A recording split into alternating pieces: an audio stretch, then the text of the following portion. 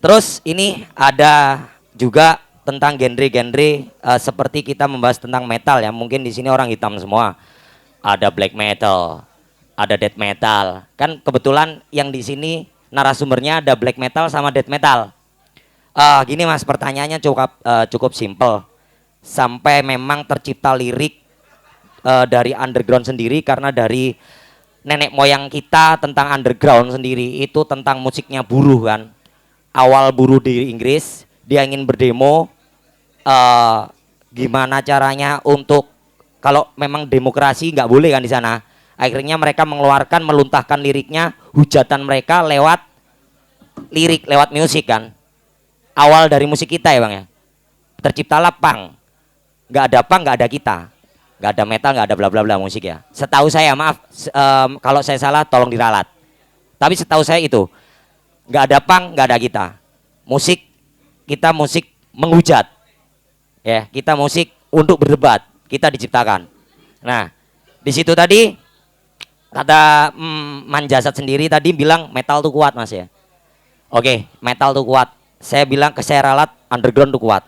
Saya ingin memastikan undergroundnya aja.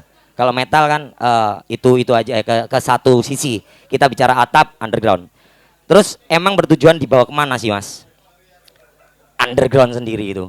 Kalau memang Nusantara nih saya ulas sendiri, memang kalau kita putar kita bicara tentang suatu peradaban-peradaban dari zaman dahulu atau mitos atau legenda atau apa kan, tetap aja diputar kita tetap menuju ke sila pertama, ketuhanan. Apapun Tuhanmu, apapun senimu, tetap menuju ke Tuhan kan, tetap pada norma ketuhanan. Apa diciptakannya Pancasila pertama, tetap kita maupun bernusantara kita tetap ada sila ke pertama kan bang, tetap Tuhan. Itu kalau memang saya mengulas tentang Nusantara. Saya mengulas yang tentang musik bang, apalagi underground. Ini kita dibutuhkan ini underground ini sebagaimana atap kita semua genre. Lah, apakah seperti Indonesian Idol? Underground itu dibuat battle, ya, dibuat yang sekarang ini. Karena yang zaman leluhur saya, yang dulu terciptanya underground, itu para buruh menciptakan demokrasinya lewat musik. Dia ingin berdebat, dia ingin memberikan sebuah hujatan mereka itu didengar lewat lirik. Tapi banyak orang ini berlirik menghujat, tapi perilaku menjilat. Banyak liriknya seakan-akan melawan, seakan-akan apa, tapi kalau ada pergerakan dia lempem. Ini underground yang sekarang. Kenapa kok nggak sekuat underground yang dulu? Ya, monggo. Di situ bang. Jadi pertanyaan saya. Siap. Jadi pertanyaan saya, underground dibawa kemana? Itu aja. Oke, dari Mas siapa? Jason, silakan. Suun mas, Mas Jason. Iki boleh saya sanggah sedikit mas ya, kasih saling. Bisa iya, bisa tidak. Tadi kalau ngomongin punk, ya bentuk perlawanan. Kalau metal kalau kayak Venom kan lebih ke cult. Dan kalau musik kan akarnya dari rock. Ya. Jadi kalau ngomong, apalagi kalau saya nggak berani kalau ngomongin musik underground, karena underground itu sendiri tidak hanya musik yang noise gitu, musik dengung, musik elektronik yang saya nggak paham juga underground. Bahkan kalau hari ini lebih menjamur musik-musik tadi yang underground tuh yang techno, bikin alat musiknya sendiri yang pakai kabel-kabel nggak, kalau di kita noise lah, yang musik-musik noise. Jadi kalau underground mau dibawa kemana tinggal ditanya ke diri sendiri. Kalau emang kita bagian dari. Kalau saya jelas, kalau saya dalam bermusik sekarang bagaimana tadi mengkampanyekan lagi nilai-nilai kemanusiaan yang saya gali dari tanah saya, dari sini gitu. Bermusik itu makanya kemana-mana ya gitu. Biar apa ya? Ya udah jelas ke sana. Hidup mati saya menjadi orang Indonesia, bermusik saya menjadi orang Indonesia. Meskipun tadi ada akulturasi, ada pencampuran. tadi kalau di battle-battlekan, biar saya ngeluruskan juga, saya punya lisensi Wacken Metal Battle. Betul, saya nggak sepakat dibatalin. Tapi ini satu gerbang dari sekian banyak kemungkinan buat teman-teman di Indonesia bisa manggung di sana. Tujuan saya biar bisa diapresiasi di sana, latihan manggung biar bisa kesempatan, dan yang terpenting biar nggak ngongkos sendiri. Itu yang paling PR. Kalau emang mudah manggung di luar negeri itu gampang, mungkin udah 100 atau 1000 band. Faktanya hanya beberapa gelintir. Meminjam kata almarhum Eben, sahabat saya. Jadi di Indonesia band itu cuma 2 sekarang, bukan yang bagus yang jelek, yang rajin sama yang malas. Tinggal kontak-kontakan gitu kan, nawarin sesimpel itu, tapi ya nggak dilakukan.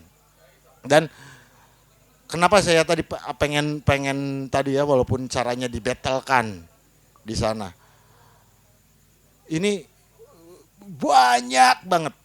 Jangan ngomong Indonesia deh, Pulau Jawa aja. Banyak kok pada jago kandang gitu di sana muter-muter. Kan kita tuh saling keterkaitan, Mas. Satu bangsa, satu negara. Gimana caranya biar teman-teman bisa ke sana dengan tidak mengalami hal yang saya alami. Bagaimana mumetnya ke sana.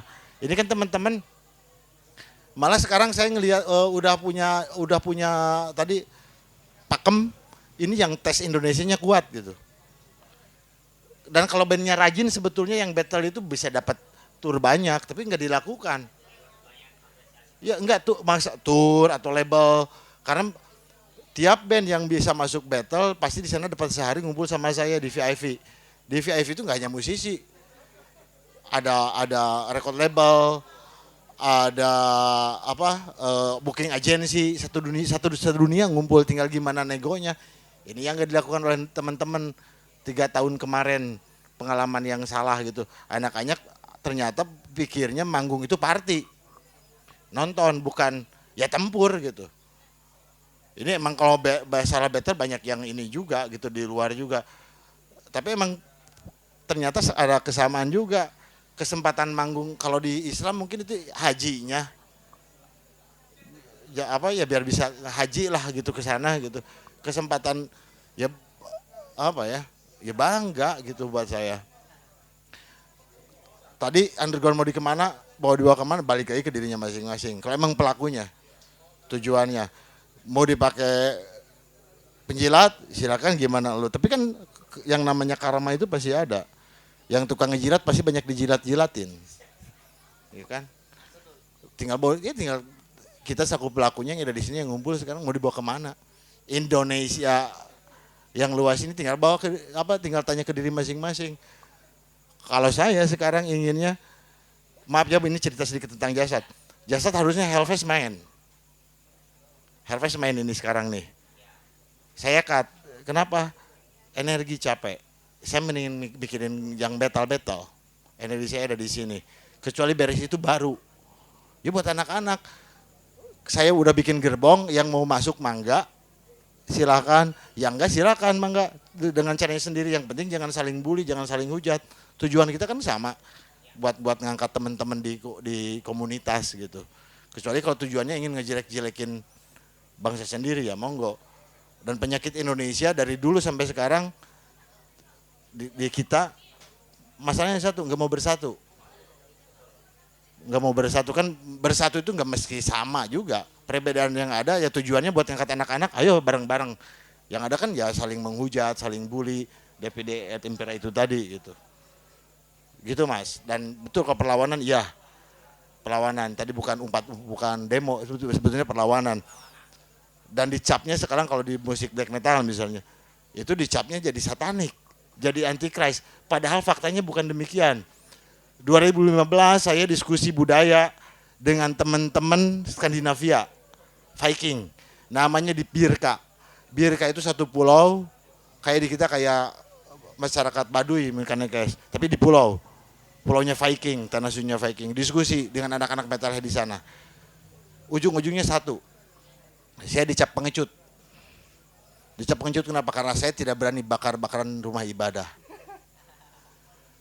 Kalau di sana kesadaran budaya dulu tuh, oh ternyata lu ya yang ngerusak tatanan hidup orang Skandinavia ini, makanya kayak terkejadian kayak si Fakpikenas yang gitu-gitu. Kalau saya ngelakuin hal yang sama di sini kan bego. Baru niat juga udah ditembakin kepala dan lebih gede gitu. Saya ceritain Indonesia itu nggak seperti Norway, nggak seperti Swedia yang kecil. Mungkin kalau baru niat juga gitu, ngebakarin sumur, udah ya beda lah.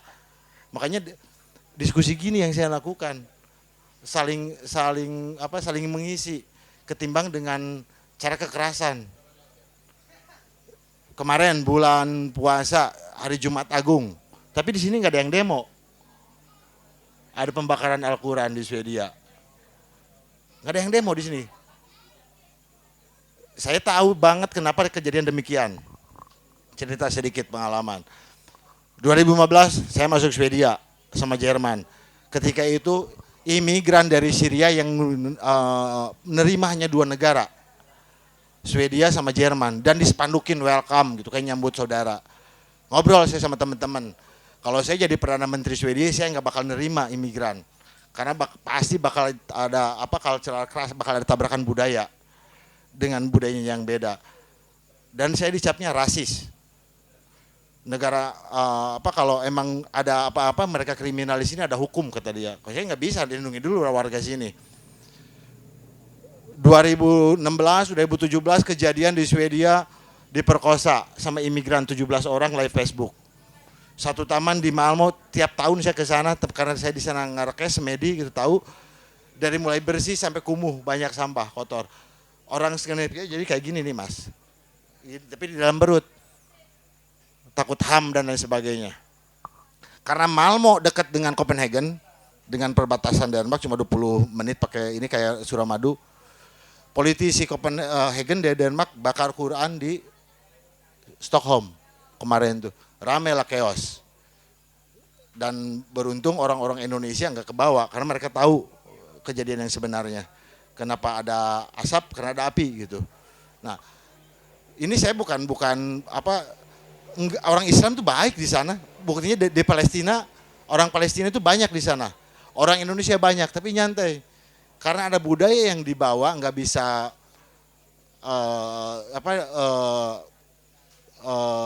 menghormati budaya yang ada di sana. Tidak bisa menghormati di mana bumi berpijak, jadilah kejadian gitu. Dan termasuk banyak anak-anak metalnya juga kemarin yang udah dulu ada satu virus gitu, nggak usah disebutin kelompoknya, sekarang ada virus baru. Dan dikonternya sama teman-teman yang lain dari Indonesia misalnya, banyak juga orang Indonesia di sana, Islam nggak gitu kok, gitu mas. Jadi perjuangannya udah sampai, kalau ngomongin metal itu udah sampai gitu. Iya, nggak maksudnya kalau di sana itu mereka itu sampai perlawanan kulturalnya real, tidak hanya di musik di main tadi diomongin gitu ya gitu, nggak kayak di kita banyaknya teman-teman ngomongin A di liriknya tapi di implementasinya C gitu. Makanya kan Trihita Karana itu disatuin di sini, berpikir yang diucap sama kelakuannya harus sama, pok pek praknya harus sama. Iya, banyaknya pok doang, sama pek nyuruh praknya beda gitu. Makanya harus satu kesatuan yang utuh. Trikai parisuda, cika wacika mana cika, itu kesatuan yang utuh sebetulnya. Ini di kita yang nggak ada. Kalau ngomongin underground kita mau kemana, mah nggak, silakan. Tanya diri sendiri, harus punya cita-cita dalam hidup ini dan tujuan gitu mas. Nggak usah diwadahin juga, karena kita bukan ormas. Kita kan gerakan kultural. Ya wadahnya ya band mungkin. Cuma ya bagus lah dilabelin Nusantara Black Metal buat gaya-gayaan Indonesian Black Metal, tapi kan nggak terstruktur. IDDM itu dari dulu, Indonesia Death Metal itu, tapi kan nggak ada struktur. Siapa presidennya, wakil presidennya, menteri keuangannya. Kalau emang ada gitu enak dong, anak-anak bisa tiap bulan mau ke luar negeri. Karena jelas pendanaannya kayak ormas kan jelas. Kayak ormas kan jelas. Dari mana sumber dananya, siapa, sekretaris sekjennya, DPC yang gitu-gitunya gitu. Yang gitu-gitunya jelas. Ya enak gitu kan, nggak meski pusing. Mumet loh mas itu mikirin anak-anak mau keluar negeri, sangat mumet.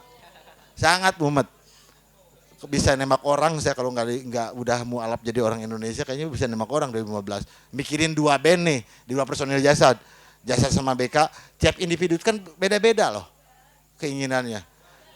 Dari mulai ngurus sponsor pisah sampai nyari duit, sampai di sananya kontaknya kayak gimana. Makanya main keluar itu nggak mudah. Musik bokeh bagus tapi apa mental.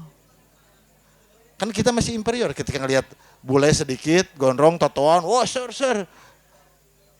Masih ya itu makanya harus bekalnya tadi apa bekal bangganya dari nilai-nilai yang ada di kita. Jadi bukan berarti harus jadi bangsa yang sombong juga.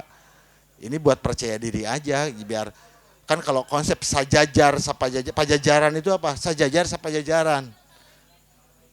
Berdiri sama tinggi duduk sama rendah dengan siapapun.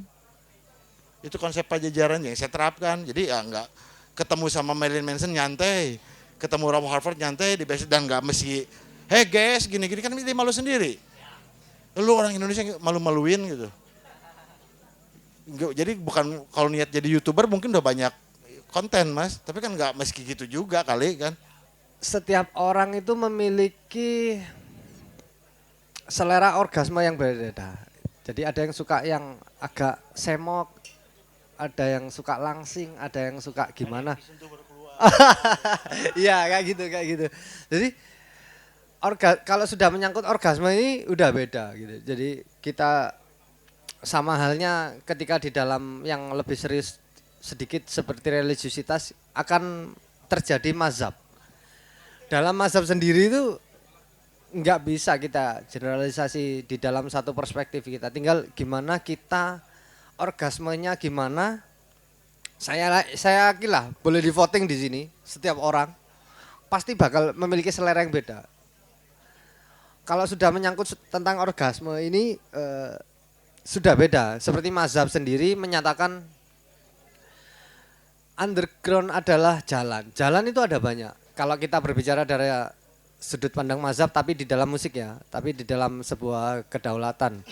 Ada angkatan darat, ada angkatan laut, ada kepolisian, tapi juga ada angkatan udara. Dan itu semuanya bersatu membela NKRI. Gitu. Tapi nggak bisa yang kepolisian paling benar, angkatan darat paling benar, angkatan udara paling benar, atau angkatan laut paling true gitu nggak bisa karena kita punya orgasme sendiri, punya sisi true sendiri yang dimana ketika kita mengatakan underground itu adalah below the line yang dimana mengutip perkataan Mas Manjasa tadi di awal percakapan tadi, kita harusnya nggak terpaku pada itu kita. Karena metal ini ya udah metal, mau dijadikan upper ground atau underground. Ketika underground ya mungkin beberapa tahun yang lalu Mas Manjasat melakukan underground, iya. Karena below the line, dia melakukan di bawah media umum, di bawah media mainstream. Tapi ketika kita mengatakan di era ini, enggak, metal itu udah bukan underground. Upper ground, bahkan media mainstream itu sudah seperti Facebook, seperti MTV ya Mas, yang menayangkan Sepultura ataupun Gridolfil atau dan lain-lain, Suffocation. Itu mereka di media itu sudah menampilkan musik yang di negara kita itu sebenarnya underground. Jadi underground itu sebenarnya jebakan, istilah aja sih. Awalnya memang musik metal underground, tapi sekarang bukan underground. Kalau kita mengatakan selain Jasad ya, siapa sih artis underground yang sukses? Ketika kita ngomong artis ya, art adalah seni, adalah iya, bukan selebritis, bener. Artis adalah seniman, artis. Kita kan salah nangkep. Ketika kita mengatakan selain Jasad musik mungkin ya di bidangnya, siapa sih artis underground yang sukses? Ayo siapa? Yuk. No. Ada. Didi Kempot. sebelum dia naik ke atas permukaan, dia udah berada di pasar-pasar. Dia berada di below the line. Kalau kita mengatakan underground adalah pergerakan below the line di bawah media utama, dia sudah melakukan. Siapa sih di pasar yang nggak kenal Didi Kempot atau Sony Jos? Local heroes di kota saya, Probolinggo. Itu underground loh. Dia nggak pernah ada di mungkin Kompas atau RCTI atau SCTV, nggak pernah ada. Tapi siapa sih yang nggak kenal dia gitu loh. Itulah underground gitu loh. Jadi kita jangan mencampur adukan antara underground dan metal. Nah, underground lebih ke pergerakan, metal lebih ke genre gitu. Jadi ketika aku mengatakan itu, underground mau dibawa kemana? Ya ke orgasme. Kita puasnya kemana gitu. Kalau kita puasnya misalnya ada tipikal pelukis. Dia ngelukis 1 tahun dia menciptakan satu lukisan atau 10 tahun menciptakan satu lukisan.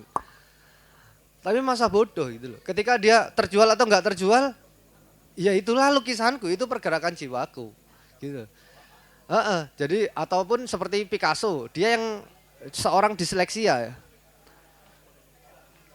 Sedangkan di era-era itu banyak Picasso, banyak pelukis yang eranya itu lebih ke surrealis atau realistis.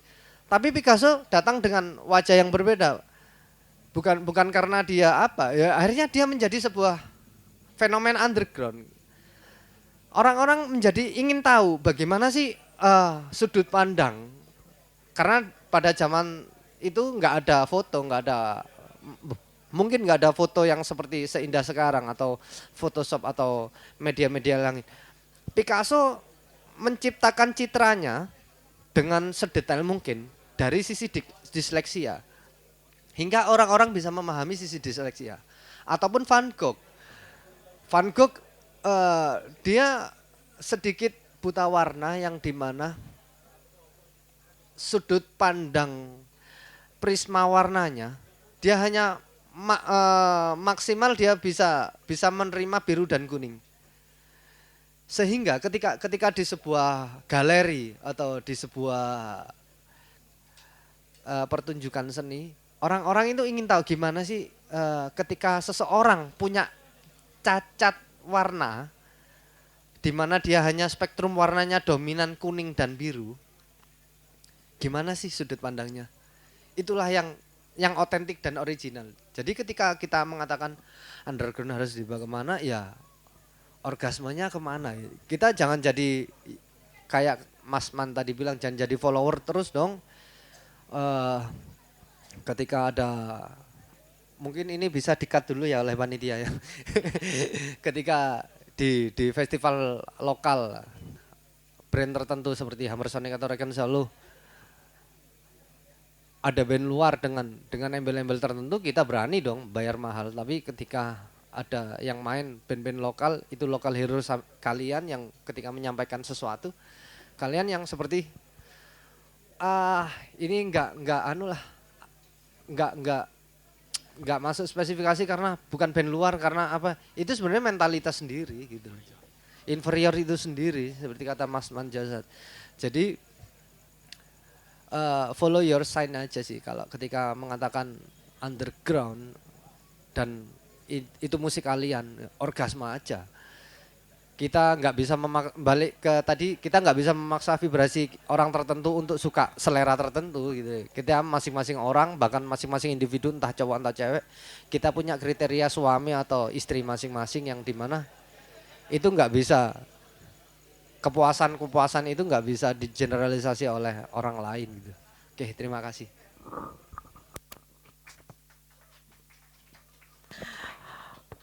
Baik, itulah jawaban dari Mas Istras.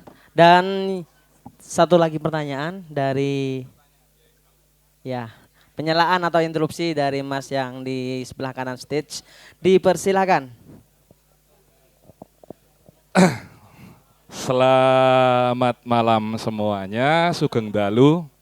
Selamat datang untuk Mas Manjazat dan pembicara 2 di Warung Mbah Cokro, Indonesia Masih Ada.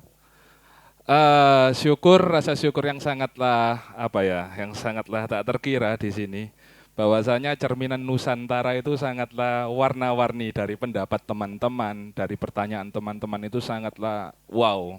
Ya itulah Nusantara, mungkin seperti itu. Tepuk tangan untuk kalian semua dan penyelenggara.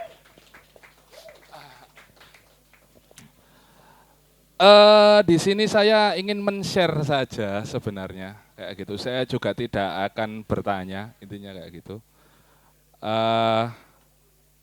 Ketika saya tertarik sekali ketika dengan topik musik yang Nusantara ya, mengkaji musik Nusantara. Kebetulan studi saya kan di bidang musik juga, intinya kayak gitu. Saya kok jadi kasihan sama musik akhirnya kayak gitu. Seolah-olah itu musik jadi terbebani di sini. Yang saya lihat itu harusnya musik itu terbebas dari beban kultur dan kembali ke fitrahnya sebagai bunyi di sini. Intinya seperti itu. Biarkanlah dialek Jawa Timur atau dialek Jawa Tengah atau dialek Sunda, intinya seperti itu, dengan fitrahnya, dengan cengkoknya, dengan keindahannya. Meskipun nanti itu akan dipadu padan dengan apapun, intinya pada dasarnya itu sangatlah masih bisa dan sangatlah keren malahan. Kata selaras, dalam musik itu ada yang namanya laras. Laras kuwi lek diarani iku istilahnya laras pelok, laras rindu, itu kan tangga nada, intinya kayak gitu. Pada dasarnya saya memandang musik di sini adalah ilmu, di mana ketika kita mau menggali lebih dalam lagi musik seperti itu kembali ke sebuah laku yang sangatlah panjang. Kita menarik ke belakang juga bisa, kita fokus ke depan pun juga bisa, intinya seperti itu. Jadi dalam hal ini warna-warna yang terjadi dalam Nusantara itu sangatlah kompleks sekali. Misalnya kalau kita ngelihat ada di mana namanya di Bandung dengan karinding, di Bali ada genggong seperti itu. Terus kita ngelihat ke Vietnam juga ada, malah dia juga dari logam. Kata siapa Indonesia yang membuat logam duluan? Kita juga harus bertanya, apakah Vietnam itu bagian dari Nusantara atau bukan? Kayak gitu. Thailand itu juga apakah bukan? Intinya kayak gitu. Sebenarnya kita harus, kalau kita ngomong Nusantara, kita tidak bisa terpatok pada Jawa. Intinya kayak gitu. Apalagi Jawa sentris. Suku sentris itu menurut saya untuk hari ini sudah bahasan basi. Nggak relevan untuk hari ini. Karena kita adalah bangsa yang sangat besar, mungkin katanya apakah kita yang kecil dibesarkan atau yang besar dikecilkan? Kalau saya sih enggak. Karena kita dari kecil itu sudah dididik menjadi inferior itu tadi. Ini kayak gitu, bahwasanya orang yang patut ngomong itu sing tuwa, karena duwe pengalaman, karena punya pengalaman yang sangatlah tinggi. Ya memang itu adab. Itu urusannya sama akhlak di situ. Unggah-ungguh, intinya kayak gitu. Kalau saya beranggapan kayak gitu. Kalau dalam segi musik tidak ada senioritas, saya sepakat. Karena musik adalah keilmuan. Ketika orang bermusik itu yang diuji adalah keilmuannya dalam bidang musik. Saya sepakat dengan hal itu. Intinya seperti itu. Jadi kalau misalnya ada seorang pemusik dari jalanan, kayak gitu ya. Terus sama pemusik yang dari akademisi tapi hebatan yang jalanan. Ya benar, nggak apa-apa, nggak masalah. Tapi yang perlu dipertanyakan adalah bagaimana cara mengkajinya, intinya seperti itu. Jadi kalau kita ngomong masalah underground dan sebagainya, mungkin itu adalah pemetaan daripada industrialisasi di bidang musik. Setahu saya seperti itu. Kalau misalnya teriakan buruh dan sebagainya, nggak usah jauh-jauh, kita ngomong blues saja itu udah teriakan para budak di situ. Jazz pun juga, tapi sekarang jadi parlente sekarang. Intinya kan kayak gitu.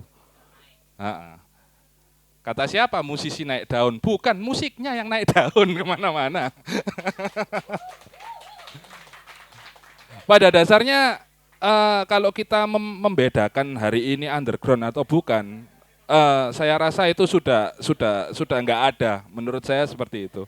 Karena menurut saya bahasa-bahasa seni itu adalah bahasa-bahasa lantang hari ini. Mungkin itu era-era Orba, era-era Lekra dan Manikebu mungkin seperti itu. Kalau saya boleh urun rembuk di sini, karena saya melihat ini, saya bukan malah undergroundnya mau dibawa kemana, ngono ya. Tapi ayo kita menentukan jalan lah. Intinya seperti itu, sama-sama kita, intinya kayak gitu. Karena saya lihat kalau man iki nyeluk ya aku pakai bopo manja saat ini. Romo, biar lebih Jawa Timur banget es saya. Es. Ora. Kalau misalnya lebih suka ke kantong-kantong kecil, intinya seperti itu. Dan saya tertarik sama omongan sahabat dari Madura ini tadi, dengan ikan teri dan ikan hiu. Daripada kita jadi buntutnya, mending kita dari yang kecil-kecil ini terus guyup seperti ini. Dan insya Allah bisa dilakukan di sini. Tinggal hubungi aja Mas Indra. Mungkin itu dari saya. Ya. Ya terima kasih. Salam kenal untuk para pembicara dan itu nama saya Dimas. Saya dari Sidoarjo. Kebetulan saya juga teman-teman yang nguripi daerah kene yo. Begitulah kalau gitu. Ya terima kasih. Selamat malam, Rahayu. Assalamualaikum. Dimas. Sangat luar biasa dari Mas Dimas atas pemaparannya yang wow, amazing. Tepuk tangan dong sekali lagi. Baik, dengan pertanyaan yang terakhir dari Mas Johnson. Tadi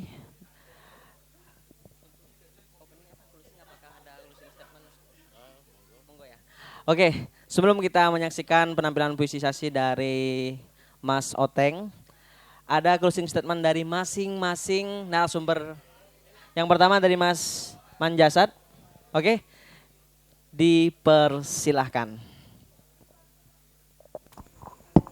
Ini bukan closing statement kali. Kalau closing statement terkesannya saya memberi amanat saya mau meninggal gitu. Iya, wasiat gitu. Warisan ini tanahnya yang di sini alun-alun Surabaya kanggo sampean ge gitu ngasih. Enggak. Ini saya mengajak buat diri sendiri dan juga mudah-mudahan teman mau yang berkecimpung maupun tidak berkecimpung di dunia underground yang metal-metalan. Mari kita berpikir, bersikap dan bertindak menjadi orang Indonesia yang se-Indonesia-Indonesianya. Jangan terjebak oleh romantisme masa lalu tentang kebesaran leluhur kita dan jangan minder menatap ke depan melihat kecanggihan metaverse itu gitu. Mari kita berbuat untuk kemanusiaan di dunia ini. Karena mau tidak mau hari ini dunia itu ya udah satu gitu. Mari kita doing something apa yang bisa kita lakukan untuk peradaban ini. Sebelum saya pergi suatu saat nanti ke Venus pindah kalau nggak ke Mars. Terima kasih. Hatur nuhun, matur suwun. Sugeng dalu, rahayu kersaning Gusti, rahayu swastiastu. Hatur nuhun.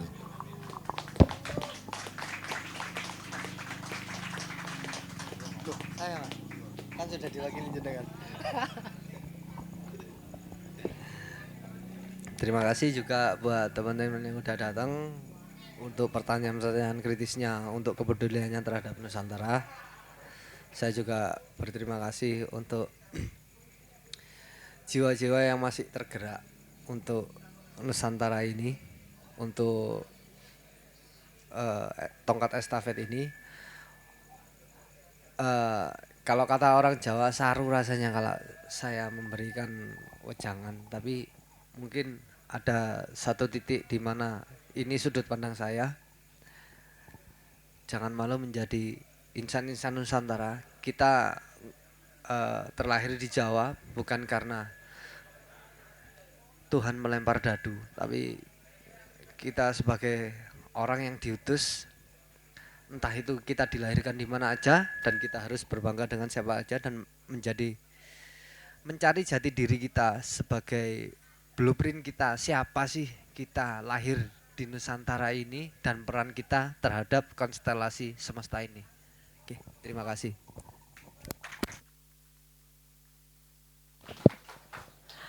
Itulah pemaparan closing statement pada event kali ini, bukan untuk selamanya, dan saya rasa sangat luar biasa ya atas pertanyaan dari para audiens, terus penambahan tentang tema yang telah diangkat sesuai dengan pemaparan yang ada di pamflet, yakni nilai budaya Nusantara dalam bermusik.